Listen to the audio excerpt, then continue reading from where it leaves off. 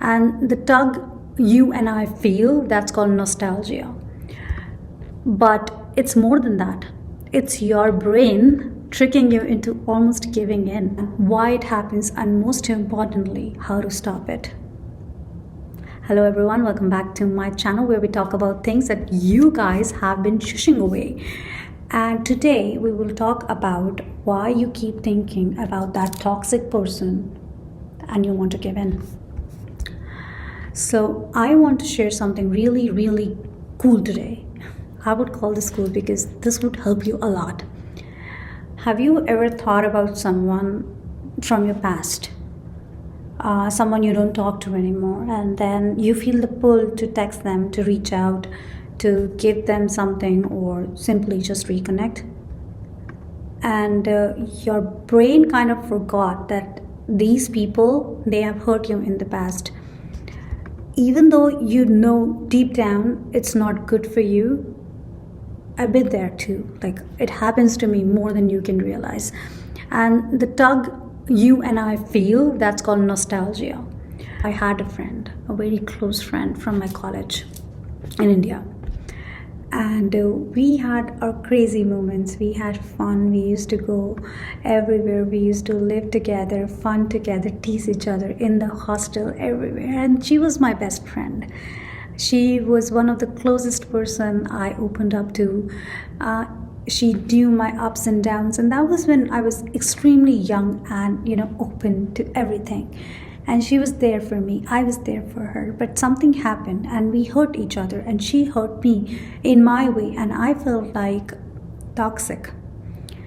Now when this friendship ended, my brain knew at the moment that this was not good for me.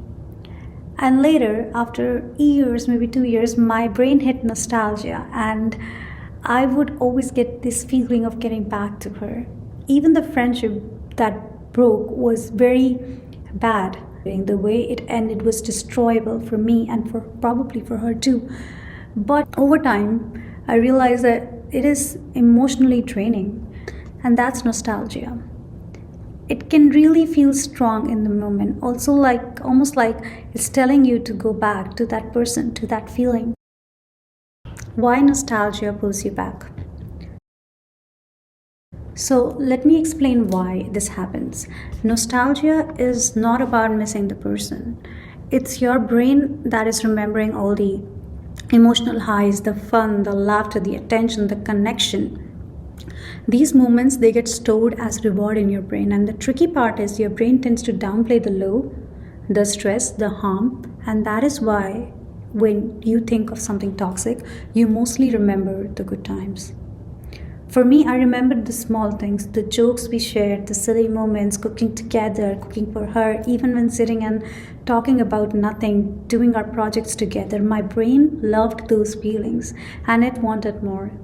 Even though I logically know that the friendship was harmful.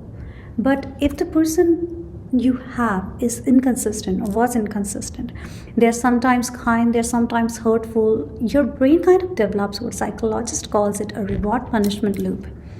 You chase the highs and you tolerate the lows.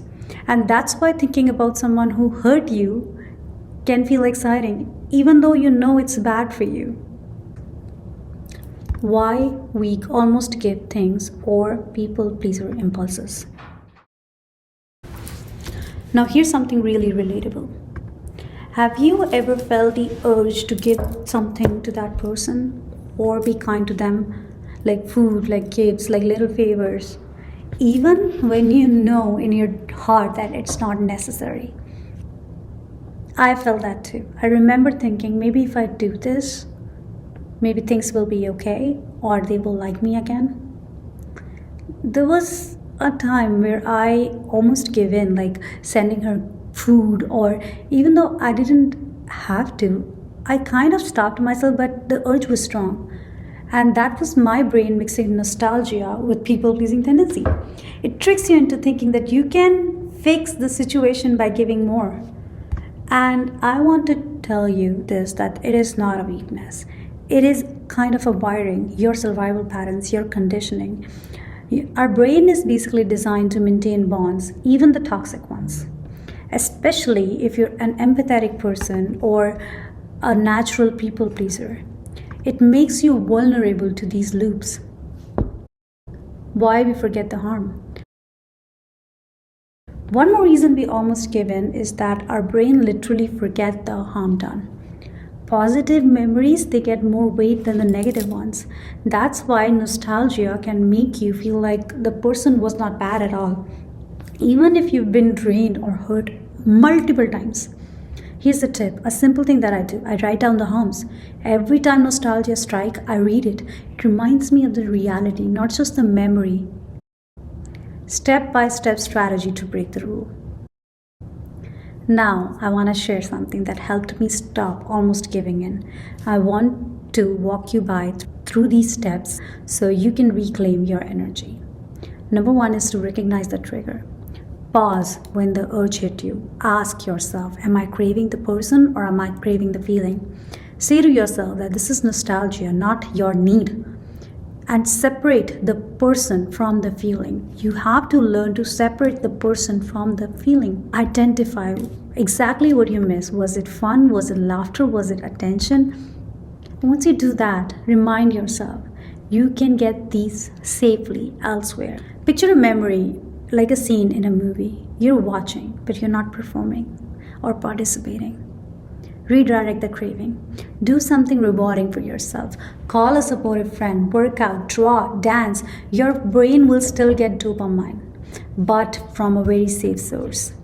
Mental rehearsal. Imagine a scenario where you feel the urge. Practice saying no in your mind. I am not reconnecting. That chapter is over. And when you say that to your mind and you reinforce boundaries physically, that's when you will start to learn that and differentiate between your nostalgia and the feeling of being there for them. So reinforce physical boundaries. That means you have to block, you have to remove all the social media triggers. Avoid even passive checking. It reignites nostalgia. You have to process the emotions consciously. Journal, I remember the fun, but I choose peace, and choose 5 to 10 minutes daily. Help balance your emotional memory. Experiences to replace old loops, hobby, night, time with your friends, learn new skills. When you do that, and every time you resist the urge, you silently celebrate. Your brain basically learn that joy and safety come from healthy choices, not from your older loops. So breaking free from nostalgia loops is not about letting go. It's about understanding your brain, retraining your emotional patterns, and choosing yourself. Trust me, the more you work on yourself, the more you practice, the easier it will become.